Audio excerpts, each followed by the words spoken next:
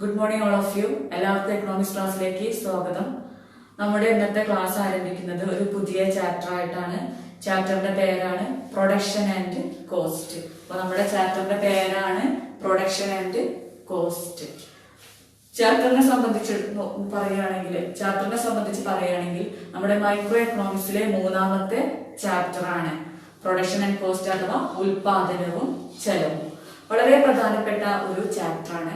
Public എക്സാമിനൊക്കെ 9 മാർക്കിനുള്ള questions ഈ ചാപ്റ്ററിൽ നിന്ന് ഉണ്ടാകാറുണ്ട്, എസ്എ ക്വസ്റ്റ്യൻസ് ഉൾപ്പെടെ. അതായത് വളരെ അത്രയും പ്രധാനപ്പെട്ട ഒരു ചാപ്റ്റർ ആണ് പ്രൊഡക്ഷൻ ആൻഡ് കോസ്റ്റ്. ഓക്കെ, നമുക്ക് ഈ ചാപ്റ്ററിലേക്ക് കടക്കാം. അപ്പൊ നമ്മുടെ ചാപ്റ്ററിന്റെ പേര് ഒന്നുകൂടി പറയാൻ പോവാണ്, പ്രൊഡക്ഷൻ ആൻഡ് കോസ്റ്റ് അഥവാ ഉൽപാദനവും ചെലവും. What is production? എന്താണ് ഉൽപാദനം എന്ന് പറഞ്ഞിട്ടുണ്ടെങ്കിൽ എന്താണ് ഉൽപാദനം? നമ്മൾ ചെറിയ ക്ലാസ്സിലൊക്കെ പഠിച്ചിട്ടുണ്ട് എന്താണ് പ്രൊഡക്ഷൻ അഥവാ ഉൽപാദനം എന്നൊക്കെ പറഞ്ഞിട്ടുണ്ട് അല്ലെ. സാധനങ്ങൾ ഉണ്ടാക്കുന്ന പ്രവർത്തനത്തെയാണ് ഉൽപാദനം എന്ന് പറയാം. എന്നാൽ എക്കണോമിക്സിലെ എന്താണ് ഉൽപാദനം എന്നുള്ളതെന്ന് നമുക്ക് നോക്കാം. Production is transformation of input into output. Production is transformation of input into output. അത് ഉൽപാദനം എന്ന് പറഞ്ഞിട്ടുണ്ടെങ്കിൽ ഇൻപുട്ടിനെ ഔട്ട്പുട്ടാക്കി മാറ്റുന്ന പ്രവർത്തനത്തെയാണ് പ്രൊഡക്ഷൻ എന്ന് പറയുന്നത്. അതായത് ഇൻപുട്ടിനെ മലയാളത്തിൽ നിവേശങ്ങൾ എന്നാണ് പറയുക, ഔട്ട്പുട്ടിനെ ഉൽപ്പന്നം എന്നാണ് പറയുന്നത്. അതായത് നിവേശങ്ങളെ ഉൽപ്പന്നമാക്കി മാറ്റുന്ന പ്രവർത്തനത്തെയാണ് ഉൽപാദനം എന്ന് പറയുന്നത്.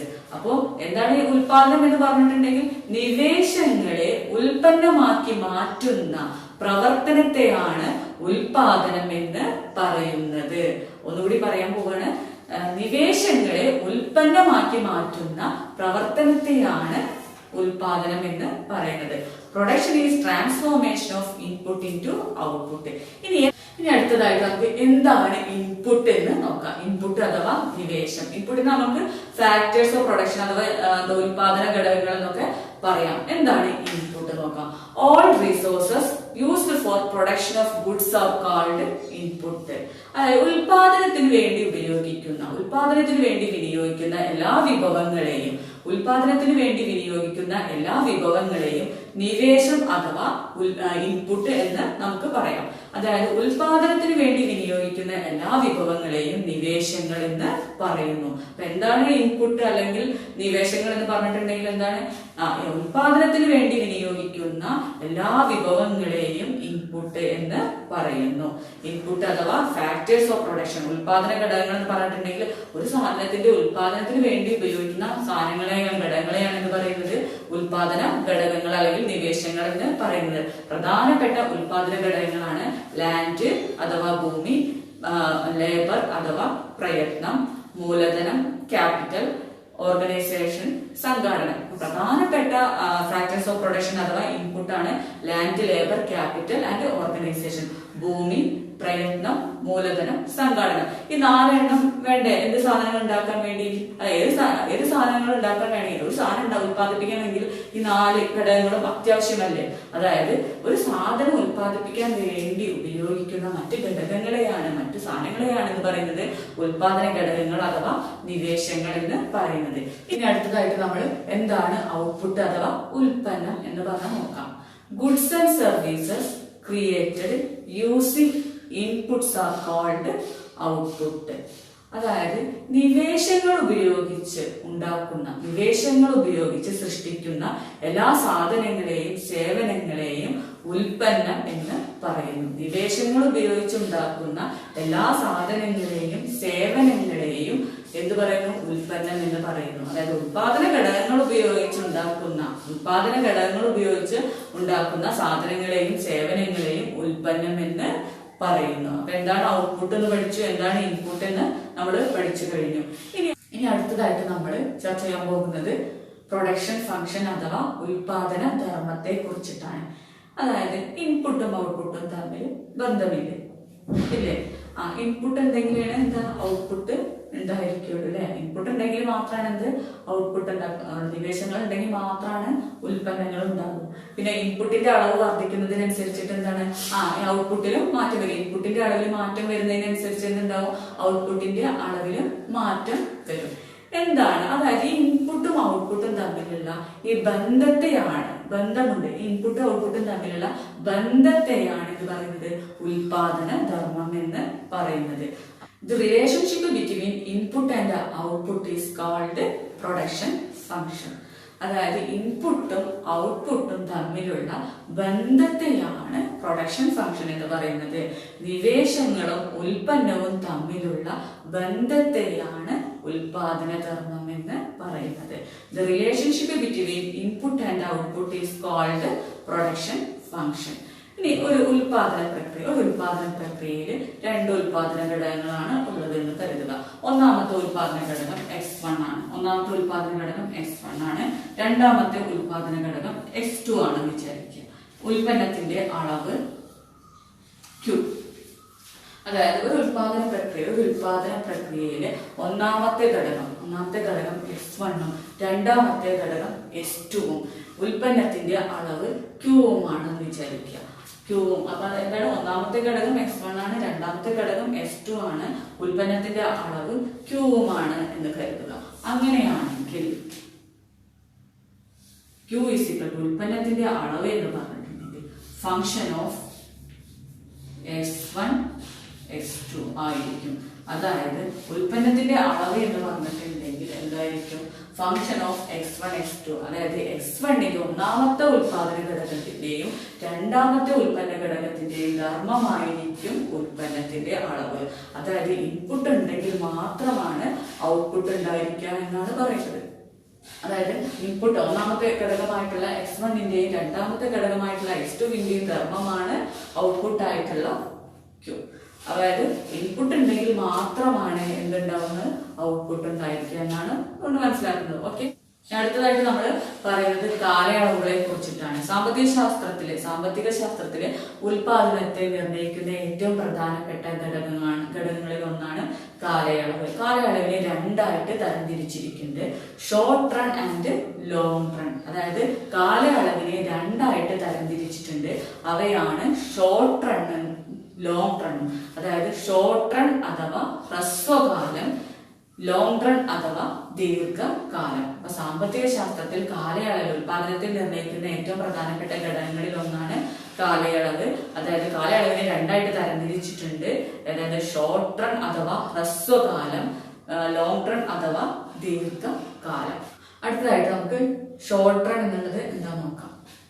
When a producer cannot bring about changes in all the input, that time period is called short run. അതായത് ഒരു ഉൽപാദകന് ഉൽപ്പന്നത്തിന്റെ അളവിൽ മാറ്റം വരുത്താൻ, എല്ലാ നിവേശങ്ങളിലും മാറ്റം വരുത്താൻ കഴിയാത്ത കാലയളവിനെയാണ് ഹ്രസ്വകാലം എന്ന് പറയുന്നത്.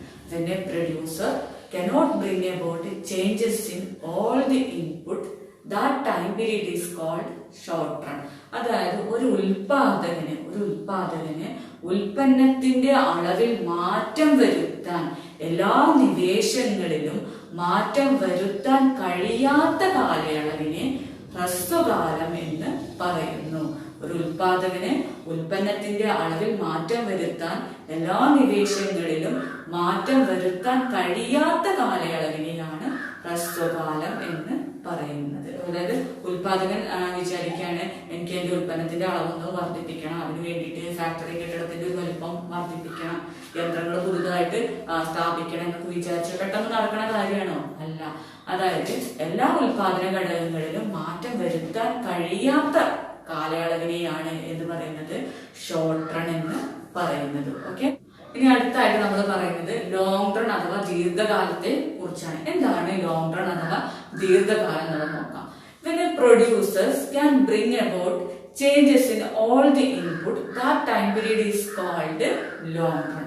അതായത് ഒരു ഉൽപാദകന് ഉൽപ്പന്നത്തിന്റെ അളവിൽ മാറ്റം വരുത്താൻ, എല്ലാ നിവേശങ്ങളിലും മാറ്റം വരുത്താൻ കഴിയുന്ന കാലയളവിനെ ദീർഘകാലം എന്ന് പറയുന്നത്. അതായത് ഉൽപാദകന് ഉൽപ്പന്നത്തിന്റെ അളവിൽ മാറ്റം വരുത്താൻ, എല്ലാ നിവേശങ്ങളിലും മാറ്റം വരുത്താൻ കഴിയുന്ന കാലയളവിനെയാണ് ലോങ് റൺ അഥവാ ദീർഘകാലം എന്ന് പറയുന്നത്. അപ്പൊ എന്താണ് ദീർഘകാലം എന്ന് പഠിച്ചു കഴിഞ്ഞു. അതുപോലെ തന്നെ ഹ്രസ്വകാലം എന്താന്ന് പഠിച്ചു കഴിഞ്ഞു. എല്ലാ നിവേശങ്ങളിലും മാറ്റം വരുത്താൻ കഴിയുന്ന കാലയളവിനെയാണ് ലോങ് റൺ അഥവാ ദീർഘകാലം എന്ന് പറയുന്നത്. എല്ലാ നിവേശങ്ങളിലും മാറ്റം വരുത്താൻ കഴിയാത്ത കാലയളവിനെയാണ് ഹ്രസ്വകാലം എന്ന് പറയുന്നത്. In short run, inputs are classified into two. They are variable input and fixed input. അതായത് ഹ്രസ്വകാലത്തിൽ നിവേശങ്ങളെ രണ്ടായിട്ട് തരംതിരിച്ചിട്ടുണ്ട്. അവയാണ് വിഭേദക നിവേശങ്ങളും സ്ഥിര നിവേശങ്ങളും.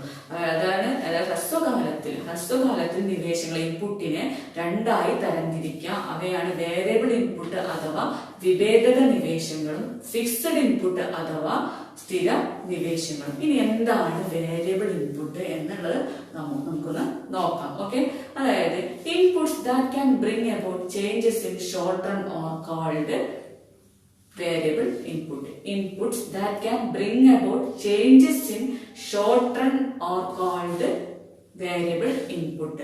ഹ്രസ്വകാലത്തിൽ മാറ്റം വരുത്താൻ കഴിയുന്ന നിവേശങ്ങളെ വേരിയബിൾ ഇൻപുട്ട് അഥവാ വിഭേദക നിവേശങ്ങൾ എന്ന് പറയുന്നു.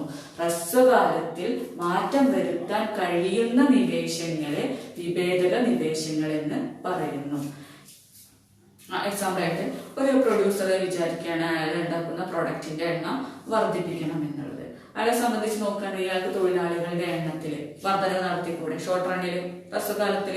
ഓക്കെ, അതേപോലെ തന്നെ പിന്നെ അതുപോലെ തന്നെ അസംസ്കൃത വസ്തുക്കളുടെ അളവ് അല്ലെ, റോ മെറ്റീരിയൽസിന്റെ അളവ്, ഉണ്ടാക്കുന്ന ഉൽപ്പന്നത്തിന്റെ അളവ് വർദ്ധിപ്പിക്കണം എന്നുണ്ടെങ്കിൽ അത് ഉൽപ്പന്നം ഉണ്ടാക്കുന്നതിന് വേണ്ടിയുള്ള അസംസ്കൃത വസ്തുക്കളുടെ അളവിൽ അയാൾക്ക് മാറ്റം വരുത്താം അല്ലെ, ഷോർട്ട് റണ്ണിൽ മാറ്റം വരുത്താം. തൊഴിലാളികളുടെ എണ്ണത്തിലെ പോലെ തന്നെ എന്ത് ചെയ്യാം, അയാൾക്ക് അസംസ്കൃത വസ്തുക്കളുടെ അളവിലും മാറ്റം വരുത്താൻ, വർദ്ധിപ്പിക്കാം.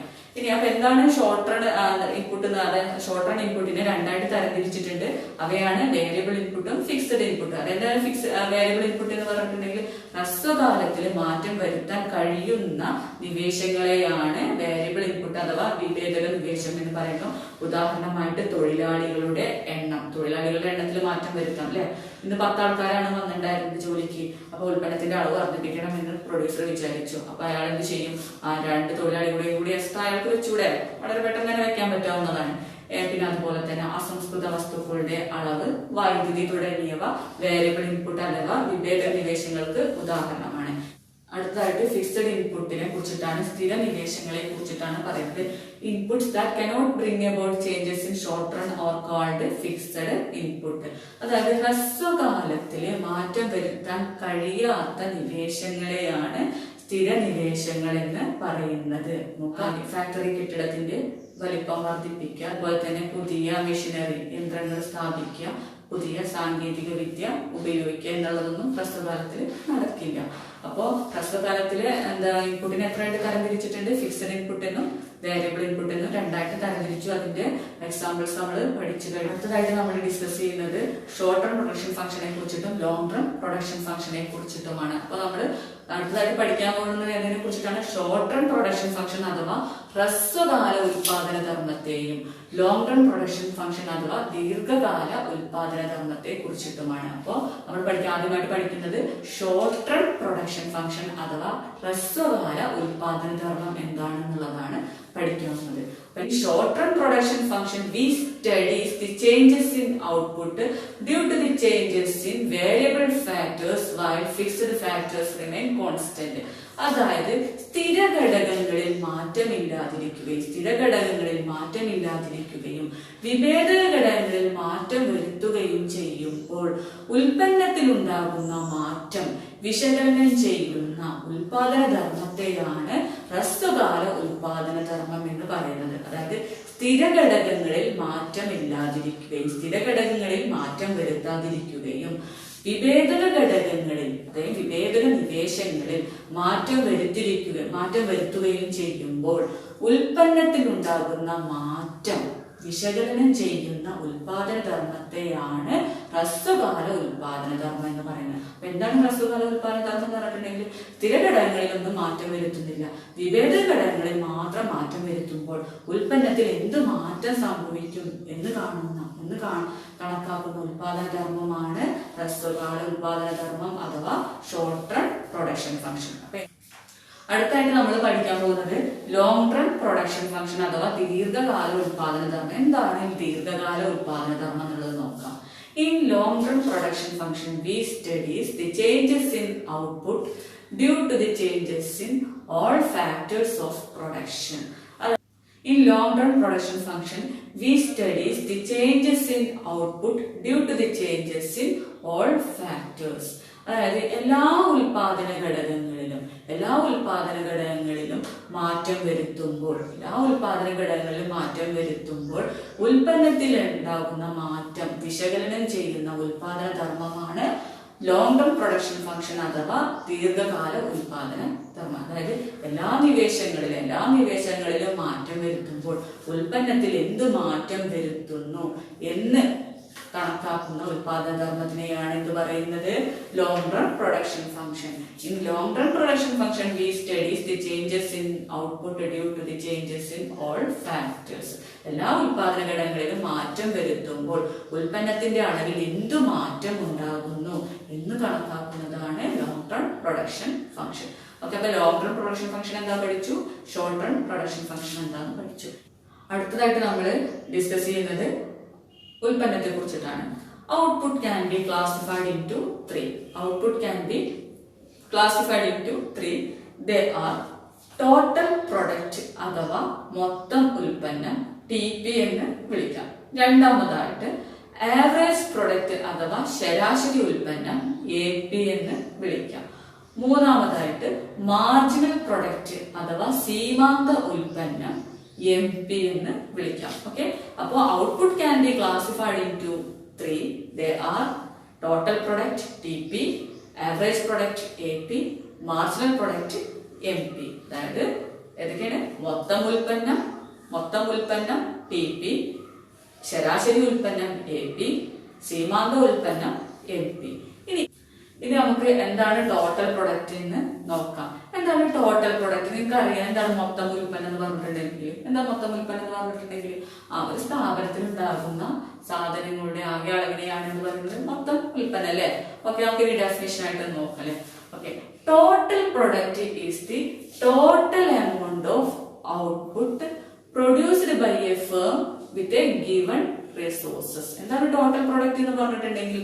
Total product is the total amount of output produced by a firm with a given resources.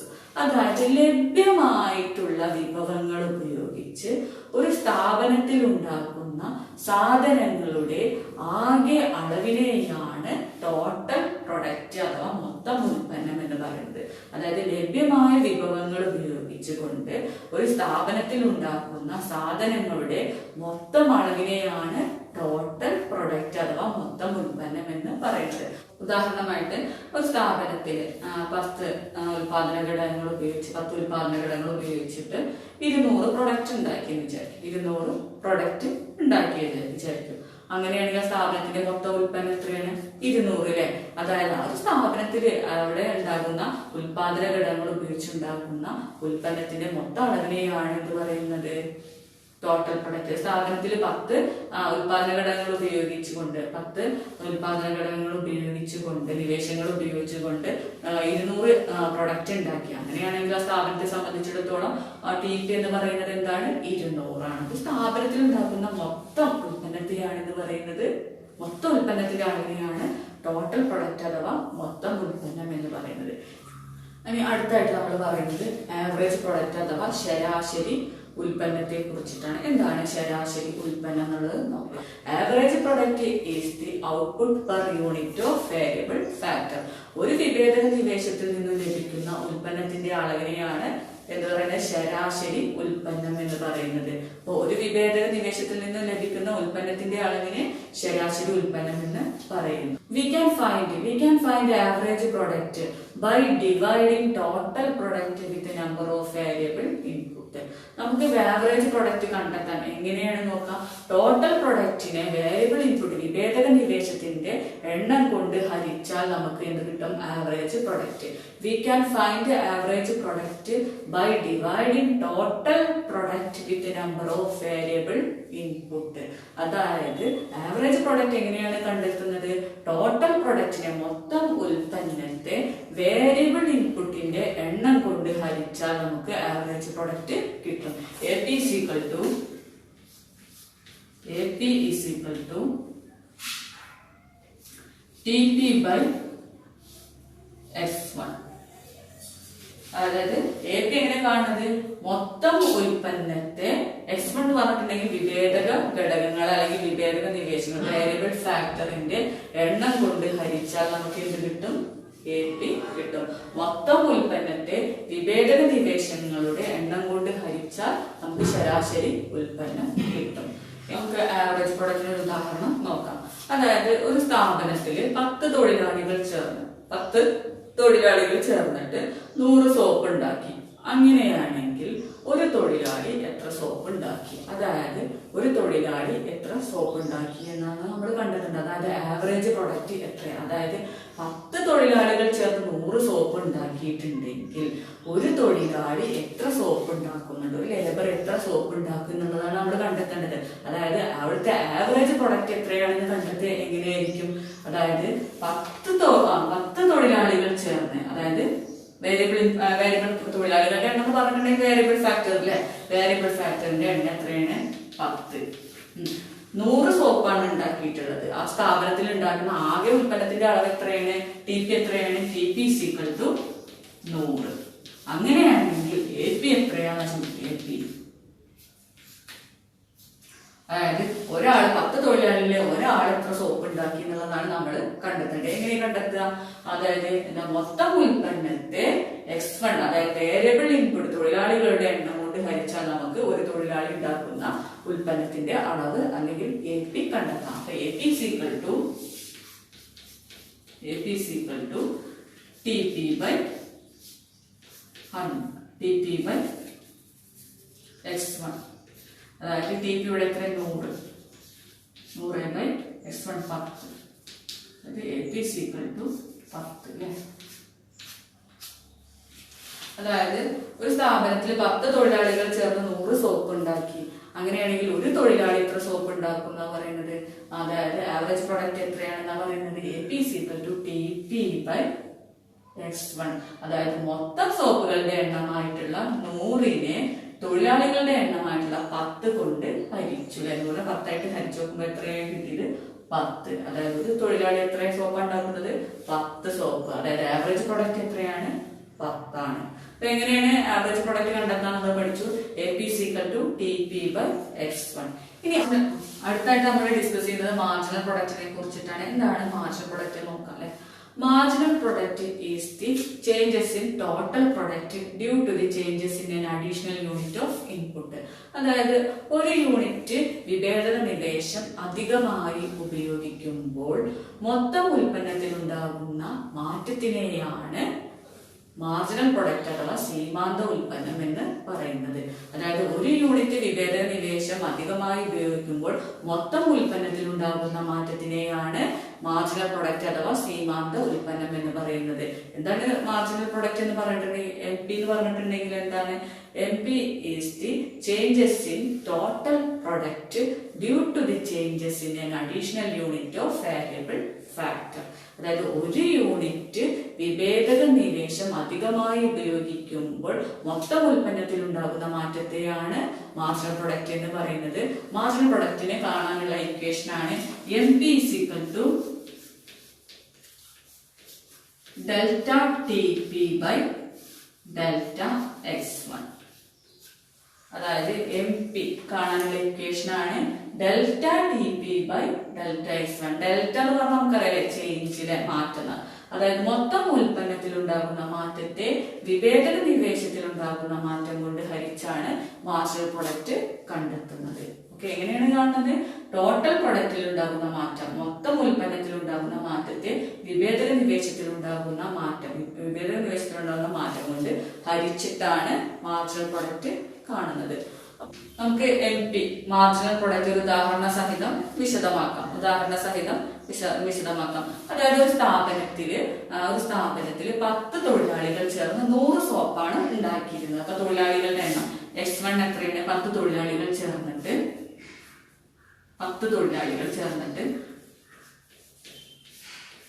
100 സോപ്പാണ് ഉണ്ടാക്കിയിരുന്നത്. അതായത് സ്ഥാപനത്തിലെ ആകെ പ്രൊഡക്റ്റ് എത്രയാണ്? 100. അതായത് ടോട്ടൽ പ്രൊഡക്റ്റ് എത്രയായിരുന്നു? 100. 10 തൊഴിലാളികൾ ചേർന്ന് 100 സോപ്പാണ് സ്ഥാപനത്തിൽ ഉണ്ടാക്കിയിരുന്നത്.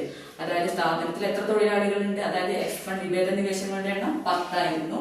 TP അതായത് മൊത്തം ഉൽപ്പന്നം എത്രയാണ്? 100 ആയിരുന്നു. 100 സോപ്പാണ് ഉണ്ടാക്കിയിരുന്നത്. അപ്പൊ പ്രൊഡ്യൂസർ വിചാരിച്ചു എന്താണ് ഉൽപ്പന്നത്തിന്റെ അളവ് വർദ്ധിപ്പിക്കണം. അപ്പൊ അയാൾ എന്ത് ചെയ്തു? ഒരു തൊഴിലാളിയെ അധികമായിട്ട് ഉപയോഗിച്ചു. അപ്പൊ 10ൽ നിന്ന് ഒരാൾ കൂടുമ്പോൾ എത്രയാണ്? 11 ആയി. ഇപ്പൊ തൊഴിലാളികളുടെ എണ്ണം എത്രയാണ്? 11 ആയി. അപ്പൊ ആ 11 ഒരാൾ അഡീഷണൽ ആയിട്ട് അധികമായിട്ട് ഉപയോഗിച്ചപ്പോൾ സോപ്പ് ഇപ്പൊ 110 സോപ്പാണ് ഉണ്ടാക്കുന്നത്. അങ്ങനെയാണെങ്കിൽ ഇപ്പോഴത്തെ ടോട്ടൽ പ്രൊഡക്റ്റ് എത്രയാണ്? 110. ഇപ്പൊ ഉണ്ടാക്കുന്ന സ്ഥാപനത്തിന്റെ മൊത്തം ഉൽപ്പന്നം എത്രയാണ്? 110.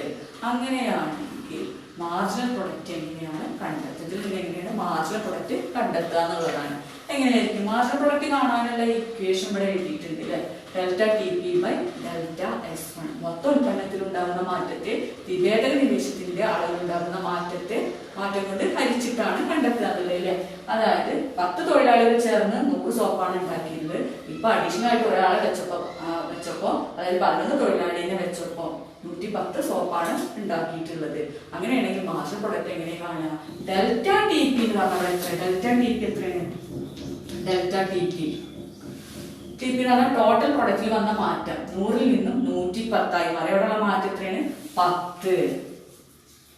ഇനി ഡെൽറ്റ X1 അതായത് ഉൽപാദന ഘടകം വിഭേദക നിവേശത്തിന്റെ ഉള്ള മാറ്റം X1ൽ ഉണ്ടാകുന്ന മാറ്റം എത്രയാണ്? 10ൽ നിന്നും 11 ആയി മാറി. അവിടെയുള്ള മാറ്റം 1. Delta X1 = 1. Therefore MP = delta TP by delta S1 സമം 10/1 10. അപ്പൊ മാർജിനൽ പ്രൊഡക്റ്റ് എത്രയാണ്? 10. അതായത് ഒന്നുമില്ലെങ്കിലും നോക്കുക ടോട്ടൽ പ്രൊഡക്റ്റിൽ വന്ന മാറ്റം എത്രയാണ് നോക്കുക? 100ൽ നിന്നും 110. ഇവിടെ മാറ്റം എത്രയാണ്? 10. അതിനെയാണ് ഇത് പറയുന്നത് മാർജിനൽ പ്രൊഡക്റ്റ് എന്ന് പറയുന്നത്. അപ്പൊ മാർജിനൽ പ്രൊഡക്റ്റ് എന്ന് പറഞ്ഞിട്ടുണ്ടെങ്കിൽ ഒന്നും അറിയില്ലെങ്കിൽ പറഞ്ഞാൽ മതി. മൊത്തം ഉൽപ്പന്നത്തിൽ ഉണ്ടാകുന്ന മാറ്റത്തെയാണ് ഇത് പറയുന്നത് മാർജിനൽ പ്രൊഡക്റ്റ്. അതായത് മൊത്തം ഉൽപ്പന്നത്തിൽ ഉണ്ടാകുന്ന മാറ്റത്തെയാണ് മാർജിനൽ പ്രൊഡക്റ്റ് എന്ന് പറയുന്നത്. ഓക്കെ. അപ്പൊ നമ്മുടെ ഇന്നത്തെ ക്ലാസ്സിൽ നമ്മൾ പുതിയൊരു ചാപ്റ്ററാണ് തുടങ്ങിയിട്ടുള്ളത്. പ്രൊഡക്ഷൻ ആൻഡ് കോസ്റ്റ്, ഉൽപാദനവും ചെലവും വളരെ പ്രധാനപ്പെട്ട ഒരു ചാപ്റ്ററാണ്. നിങ്ങൾക്ക് ഇന്നത്തെ ക്ലാസ് മനസ്സിലായി എന്ന് കരുതുന്നു. Thank you.